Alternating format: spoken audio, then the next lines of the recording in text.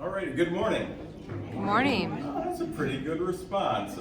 Welcome to our ULEAD presentation. Today our topic is transforming staff and faculty relationships, closing the great divide. Today's agenda will consist of an introduction of the team and our project. We'll review the methods that we used throughout our research and our project.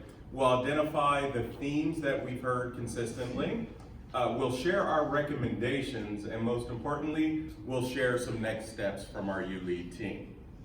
To begin, my name is Rob Stevenson. I'm a senior HR consultant in the Benefits and Leave Administration Unit here at the University of North Carolina at Chapel Hill, and we will each introduce ourselves individually. My name is Diana Devereaux. I work in the Curriculum and Global Studies at UNC Chapel Hill. Good morning, my name is Beth McAndrew. I'm Director of Financial Reporting at UNC Chapel Hill. I'm also at UNC Chapel Hill. My name is Rachel Wilford. I'm the Director of Workforce Training and Education at the North Carolina Institute for Public Health, and that sits in our School of Global Public Health. Good morning, I'm Carolyn Pratt. I'm Associate General Counsel at the UNC System Office. All right. So it's clear to us that strong working relationships are an important component of success in the workforce.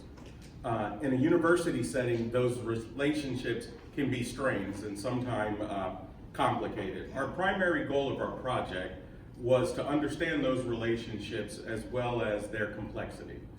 We started by asking 3 questions. Number 1, how do faculty and staff perceive each other, themselves, and their roles here at the university? Secondly, what are the structural and social underpinnings that lie beneath those relationships, and how do they contribute to the quality and quantity of interactions between and among each group? And then thirdly, what recommendations can we make to strengthen the relationships between faculty and staff on campus? And in the handout that you received, we have a full list of the questions, okay? On the back. Oops.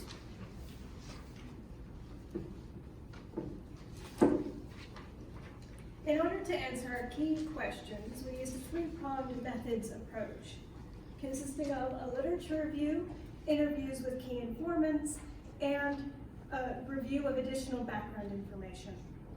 The literature review served to familiarize our group with the topic of faculty-staff relationships and to frame our project. We also used the literature review to create the questions for our key informant interviews. After we had finished the literature review, we selected faculty and staff who could give us a high-level view of the campus climate. Our interview questions focused on 3 key areas of interest. 1, what is the current state of the faculty-staff relationships on campus? Where can we improve or enhance the existing relationships?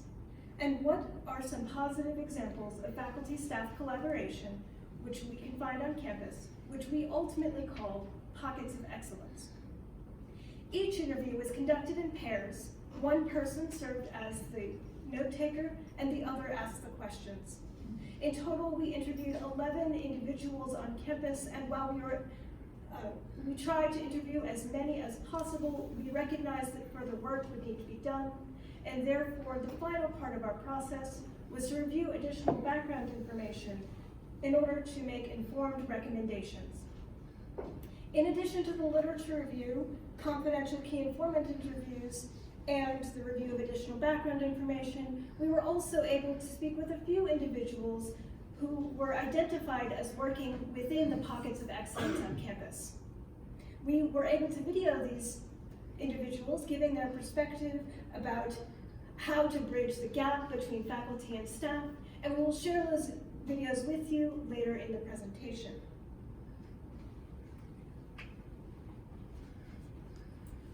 Now we would like to tell you about some of our findings as well as some of the themes that emerged.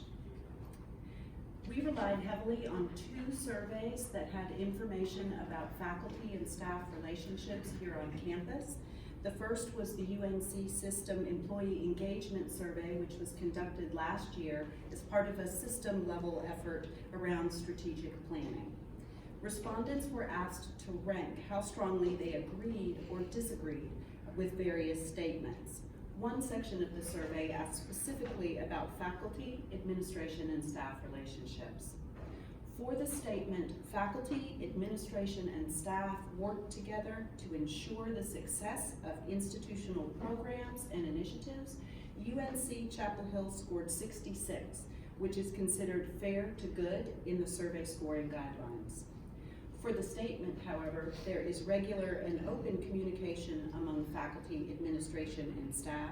UNC Chapel Hill scored 46, which is considered a red flag response. It is worth noting that these responses are equivalent to those across the system as a whole, but however are below the 5 peer benchmark groups that were used, including institutions of similar enrollment size and public four-year institutions. The second survey that we looked at was one conducted a few years ago in 2016, designed to evaluate perceptions of the campus climate for diversity and inclusion. When asked, how important do you believe a sense of community between staff and faculty is currently at UNC Chapel Hill, only 45% characterized it as a current high or highest priority. But when asked this same question about what they thought it should be on campus, respondents indicated that it should be a high or highest priority, 81%, indicating that this topic and relationships between the two groups are deemed a priority by our community. During our research, including the literature research and also the interviews, we discovered 5 themes throughout all of the different sources. So they are misperceptions lead to misunderstanding, communication challenges, support for managers and leaders, perceived power and benefit imbalance, and shared goals and common purpose. So we'll go through those each a little bit more in detail. The first one is misperceptions lead to misunderstandings. So one of the questions that we asked our informants was, what stereotypes does the other group have? So what stereotypes do faculty have about staff, and what stereotypes do staff have about faculty? Our informants did not hold these stereotypes personally, but they knew of them. So there's a lack of understanding about the constraints and pressure for each of the different types of the roles, and that helps to keep the stereotypes going through time. They also said that they felt that the stereotypes were lessening over time. So lack of knowledge reinforces those stereotypes, which are that staff appear to be soloed, lazy, and not too smart, or faculty appear to be arrogant, privileged, and untouchable. Now I'd like to introduce Shayna Hill. She was gracious enough to be one of our people that we videotaped. She's going to talk about, she's the chair of the employee forum, and she's going to talk about the importance of seeing people as people and not just as roles, and also the importance of kindness and respect. Do you walk around and say hello to everybody every morning? Do you give the time? Do you say goodbye before you leave in the afternoon? Are you making sure that you're letting staff and faculty know that you really appreciate the effort that they put in that day? We are all slammed. We have 5 people's jobs. That is just sort of the new norm. But we have to carve out time to treat each other humanly and humanely and be kind. During the in-person interviews, we asked our key informants to describe the interactions with faculty and staff that they had seen around them and that they had personally experienced. We also asked them to describe examples of good working relationships and poor working relationships. Across all of our interviews, poor communication was given as the most commonly cited root cause of poor working relationships. In addition, some of our staff informants described multiple situations where they were not treated with respect by faculty colleagues, and some of our faculty and informants also described knowing with regret that on occasion other faculty did treat staff poorly, but ascribed this bad behavior to a lack of understanding about the staff role at the university. Our informants believed that this lack of knowledge about the staff role and recognition about staff was at all levels of the university. Sorry. You just got it previewed. Yeah. Please.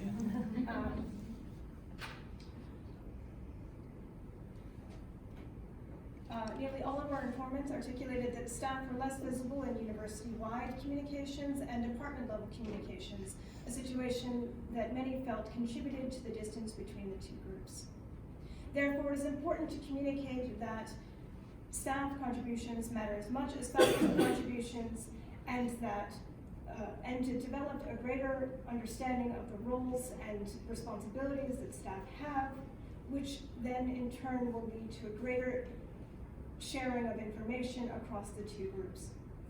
Now I would like to introduce Link Butler, the Associate Vice Chancellor for Human Resources, speaking on the importance of good communication.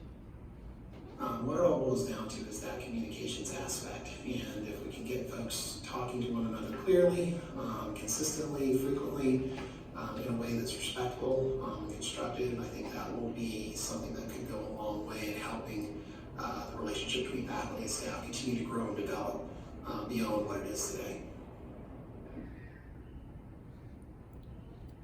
So another theme that came up in almost all of our interviews we conducted is the idea that in the university setting, the indicators of success that normally lead to promotion, both in the faculty and staff context, may not always align with the qualities, skills, and experiences we need for managers.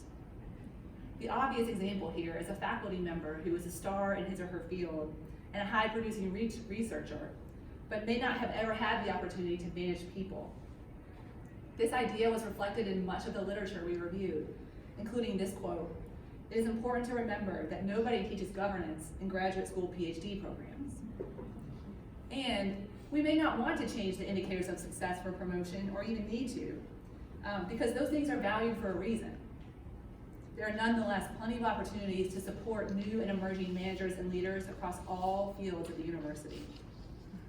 Almost every key informant we spoke to identified a need and opportunity for additional training for new and emerging leaders, including faculty members. And this need for training isn't just limited to management skills. It also applies to how we train our university employees to work together under our model of shared governance. As one source put it, the health of faculty governance may depend on its leaders devising practical courses for faculty on good practice in not only managing, but in delivering together efficiently. So morale and power came up frequently in our interviews. Some of our informants suggested that there's kind of a class system or a caste system here at the university. When we look at temporary, part-time, contract, adjunct, full-time, we have faculty that are tenured, non-tenured. We have a lot of different categories of employees, so everybody kind of brings something different to the table. They also talked about the quasi-faculty administrative roles, where we have EHRA non-faculty who have PhDs but aren't viewed as staff or as faculty. So that came up in our interviews and our research. All of the employees were perceived as being often afraid to voice their issues to those who supervise them because of their fear of retaliation and lack of having tenure or even job security. During the recent survey, less than half of our staff members agreed with the idea that UNC encourages staff to have a public voice and share their opinions openly. Our key informants also suggested that the salaries for both faculty and staff, yes, we hear it quite often, salaries, are perceived to be low when compared to our peer institutions. They look down the road at Duke and other universities that we consider our peers, and they feel that faculty and staff are asked to do more with less here at the university level. So we also heard from our informants that felt that the monetary awards that are given out on the university level seem to always be geared towards faculty or recognized, obviously, faculty university-wide, but when staff awards are, they're really not seen as out there as much as we see on the faculty side. So one of the other things that came across really clearly is that things go well when there are shared goals and a common purpose, both at the micro level and the macro level.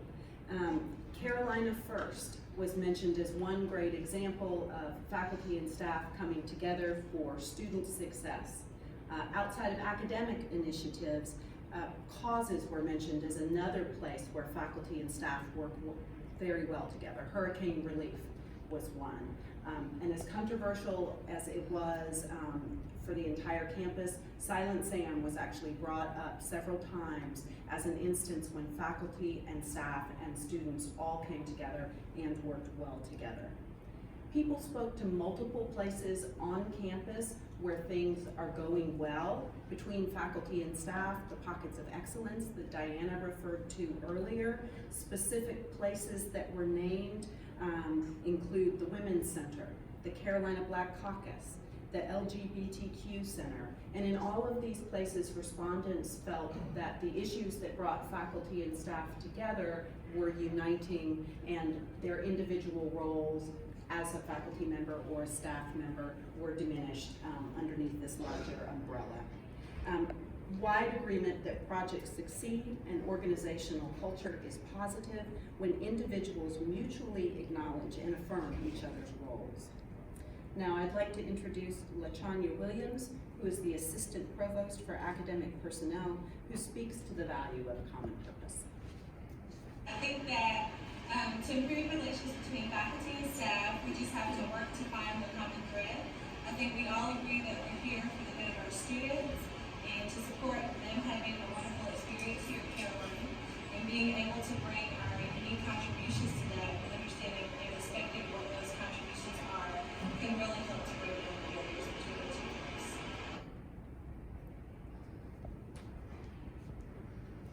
So as a result of our work together on this project, we have put together a set of recommendations that we think could further the positive relationships between faculty and staff on campus. And as we worked through our project, we noticed that almost all of the themes we identified and almost all the informants in the literature we reviewed all can be tied back to the concept of community. How do we build community at the university?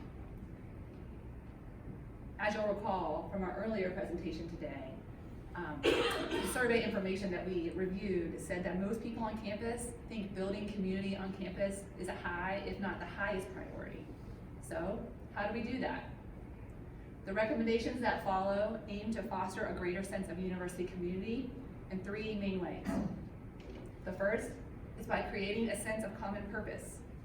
Our literature review and key informant interviews made clear that diverse groups of people with competing interests can be motivated to work together for a common purpose. Our group thinks that that common purpose here at the university is our mission, to educate students. Our recommendations that follow focus on how we can do that moving forward. The second way is by recognizing the contributions of both staff and faculty equally, by communicating to all audiences the important contributions that everyone on this campus makes, and how it relates to our larger purpose. And finally, by fostering a culture of mutual respect, by valuing kindness, collegiality, and respect above all else, we can start moving forward with greater relationships between faculty and staff. We recommend that any initiative to build community between faculty and staff be undertaken with a goal to foster both informal and formal connections between faculty and staff. One way the university as a whole and individual departments can do this is by promoting inclusive communications, such as the WELL, which is designed to be a centralized news source for faculty and staff.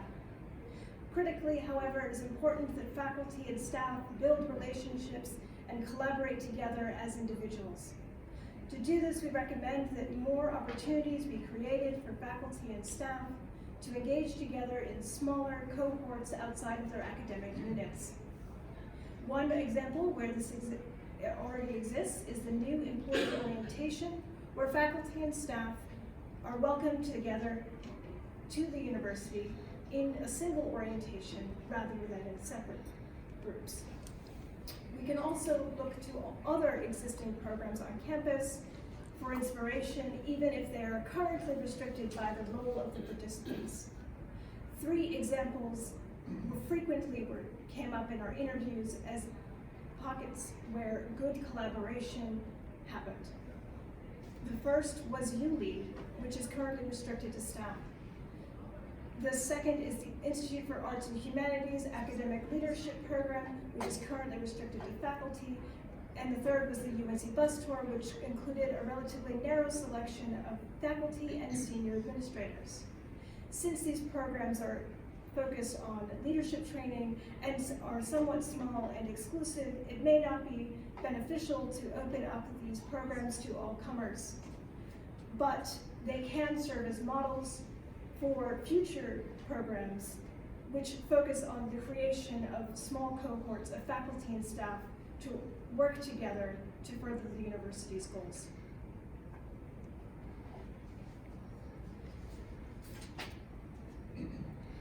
So one of the other recommendations is that some of the structural barriers and issues at the university be addressed. Right now we have a number of recognition programs and opportunities, whether it's grant funding or other things, but these are often siloed for either staff or faculty, and there aren't many shared opportunities for these groups to come together. At other campuses that has been shown to be successful. Another thing is that the current governance structures are siloed. There's faculty governance and staff governance, and while they may connect with each other, they don't do so frequently and formally. And there was also a perception that staff may not have the same access to decision-making bodies and authorities as faculty do, and so the recommendation would be to strengthen the relationship of staff groups.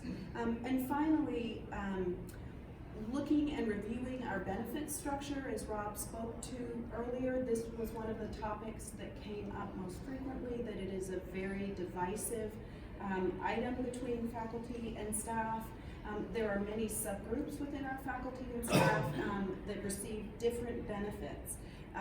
It may be that these variations and the perceptions of inequalities cause strain and discord, and that reviewing what is feasible would be helpful. So potential strategies could include exploring phased retirement, which right now is available to a subset of faculty, looking at the benefits packages and trying to achieve more equity across those, or potentially offsetting medical costs or benefit costs for certain groups of employees and faculty, particularly those at lower pay ranges.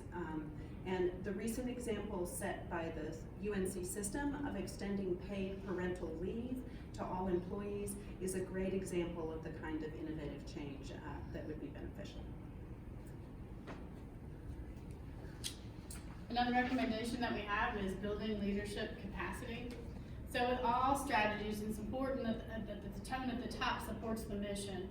In this case, in order to further enhance the faculty and staff relationships, we need senior leadership to not only embrace the idea, but to vocalize the idea. If the middle level leaders in the organization don't understand that it's a priority for the top level, they're not going to act in such a way to promote the building of the relationship. In addition to tone at the top, we should focus on joint leadership training. Currently, there is a program, the BEST program, that is for any supervisor, SHRA supervisor of SHRA employees. Once they become a new supervisor, they have a 2-day training session that they're required to take. This training session is not required for faculty. So as Carolyn mentioned earlier, a lot of different leaders are promoted into those areas because they excel in their field. And may not have the leadership skills to be a person or people manager.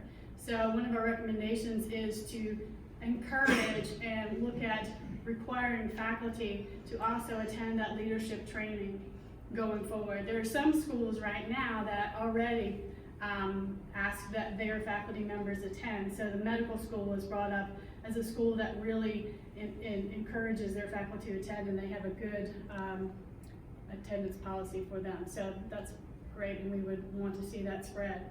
Also, our HR office has so many different very good leadership training opportunities, And we're not sure that the faculty are aware that these are available for them. So it would be a good idea to have a education system or a communication of what's available for everyone on campus to take advantage of. As one of our informants stated, training is a mean of fostering community.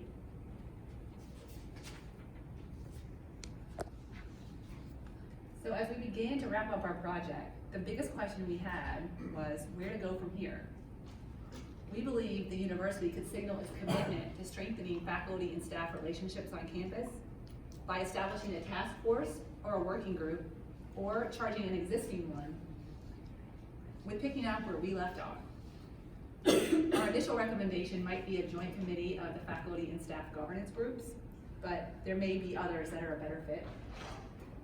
Any such task force or working group should be charged, we think, with 3 initial tasks.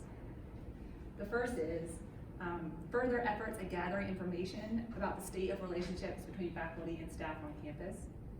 Examples could include a series of listening sessions, or conducting another university-wide survey, with a possible deliverable being a report on the state of faculty and staff relationships at the university. The second way would be identifying and overseeing a series of initial easy wins that could serve as first steps at strengthening the relationships on campus. Many of these could be social in nature and could be inexpensive to implement. One example we heard about was the possibility of formalizing random groupings of faculty and staff for lunches on campus.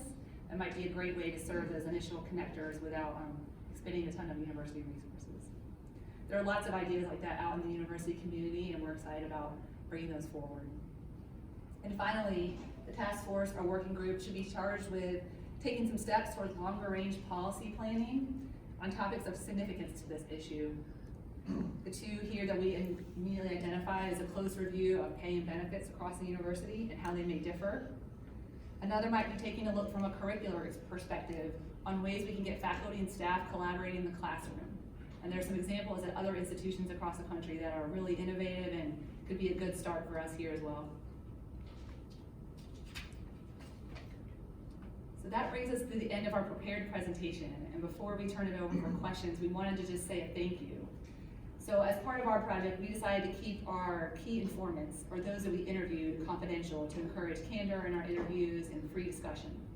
However, we want to say thank you to all of those who were able to be key informants, as well as those who were selected to be our celebrities here on the video today. So thanks to everyone for their support of this project. And we have 2 of our, That 2 of our celebrities are here in the audience, so thank you to both of you as well. Celebrity. I have a question. What you're describing is a major change initiative, and with any change initiative comes a lot of resistance. What do you see as the key pockets of resistance or concerns to what you're proposing, and how would you tackle those concerns? thanks, Rob. Not touching that one. So we could pivot a little bit and then come back to that. So one of the things that we did notice when we talked to our confidential informants, so I can't name names, but a willingness to come together and an excitement about it. So one of the things that we thought would be very helpful would be to have the lead of the faculty governance and the lead of the employee staff governance come together to meet with the chancellor to talk about this. Because I think it's important overall that we have the tone at the top that says that this is something that we want to drive through our community, because our strategy is building community. So this is how we want to move forward. And I just want to piggyback that. Yesterday at the employee forum meeting, the provost was there, and he was sharing what is being suggested to, I guess it's the Board of Governors or Board of Trustees, about our 8 strategic initiatives. And number 1 was building community. So when we talk about the barriers, I think the number 1 barrier would be coming from the top down. And to have that type of support, I think we can be successful. And this might take some traction. It's already there.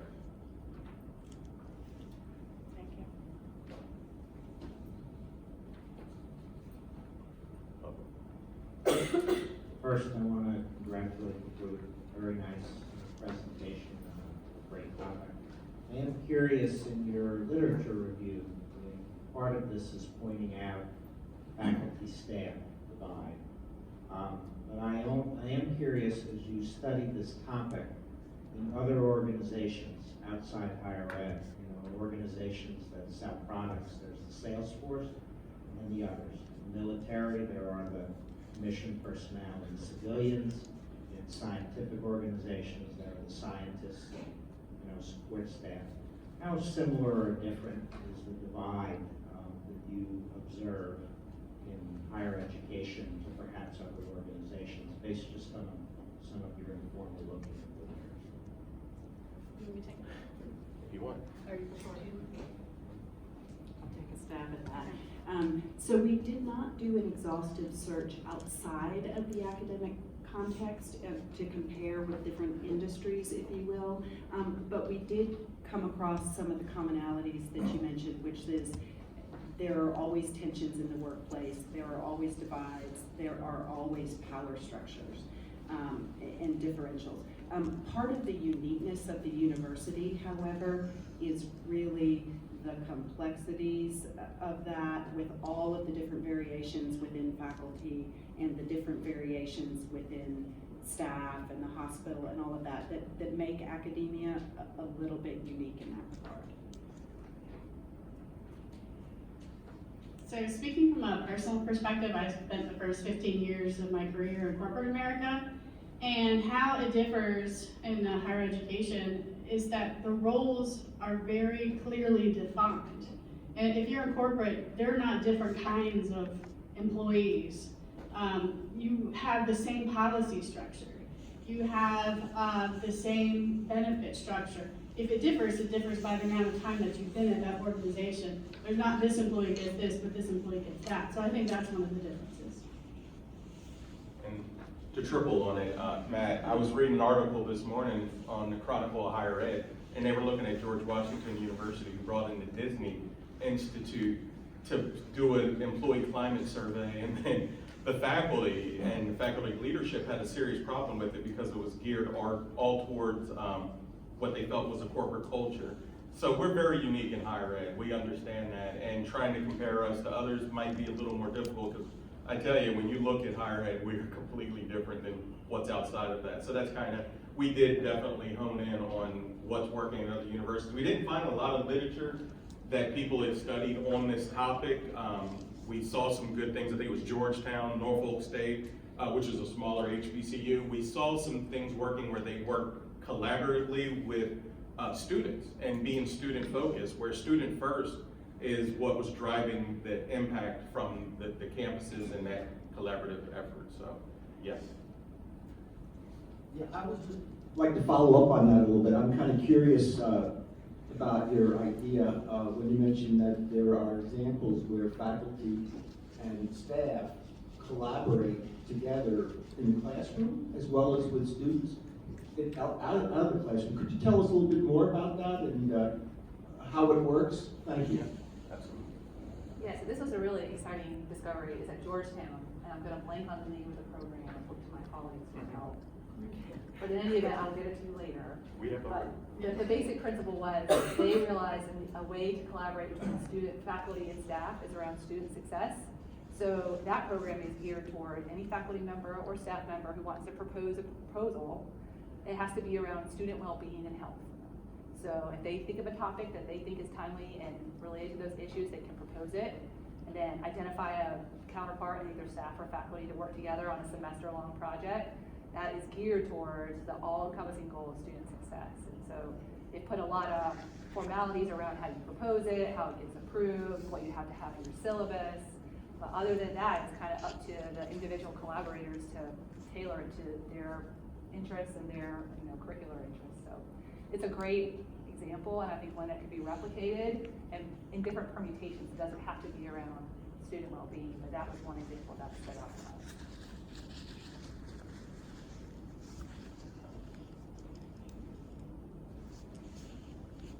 I agree with what you're saying, honey. I think sometimes we have to remember what we have in common, and that's that none of us would be sitting in this room if it weren't for the students here. And that's a common thread at every university. My question was regarding, kind of misconceptions. Can you speak to the idea that sometimes I think I see it where, one group doesn't understand the roles of the other group, and perhaps if there was some clearer understanding of that, maybe some of these misconceptions that fall out of that would go away as well. Like, did you find that to be true? And if so, how would you address it in a granular sense? I have thoughts, but do you all want to start first? Go ahead.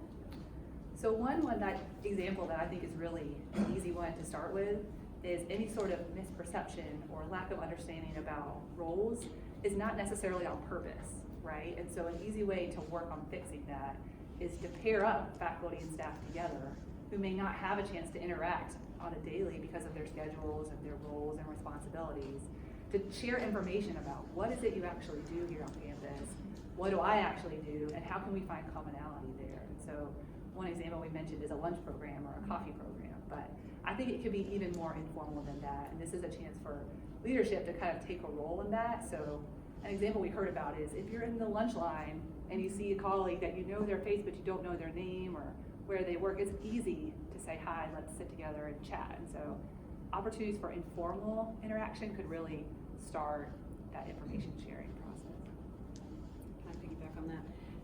It did come up a lot, mostly in personal anecdotes when things didn't go well, and it usually was around role confusion or misunderstanding, somebody feeling somebody else was an obstacle to getting something done.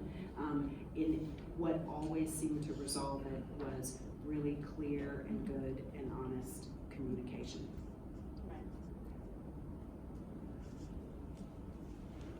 Just to follow, it was an excellent presentation, and thank you all. Just to follow up on the previous question about this program at Georgetown, in which staff can participate in teaching opportunities, I'm just thinking out loud that we have a new curriculum coming in 2 years. It's going to include a required course for every first-year student. I think it's called Thriving at Carolina.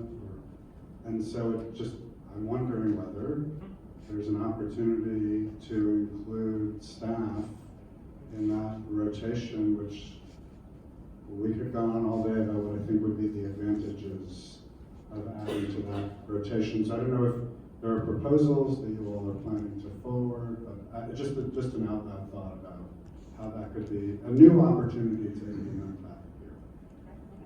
Yeah, I think that's a great tangible example.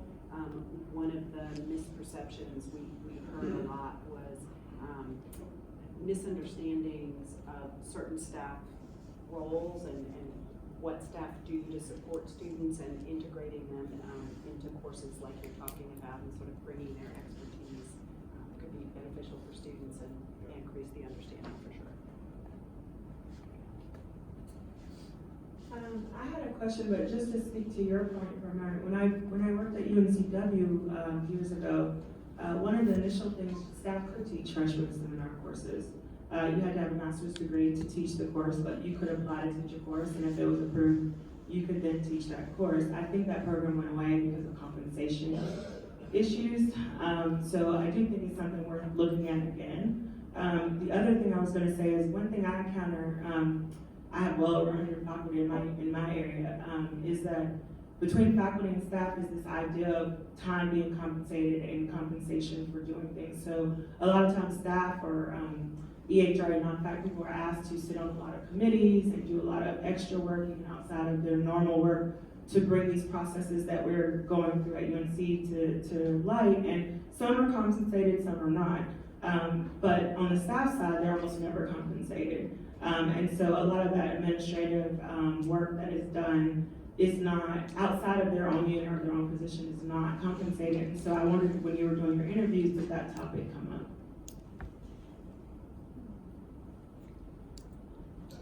I don't remember that coming up. There was one interview where that did come up, and it was expressed essentially as you had it, that staff, the compensation methods for staff were less flexible than faculty. but it didn't come up very often, but it is a concern.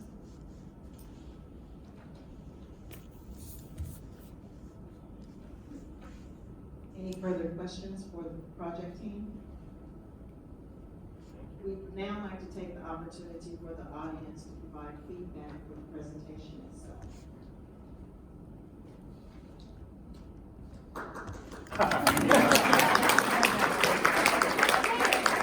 Well, thanks, that was easy. Thank you very much. Thank you so much.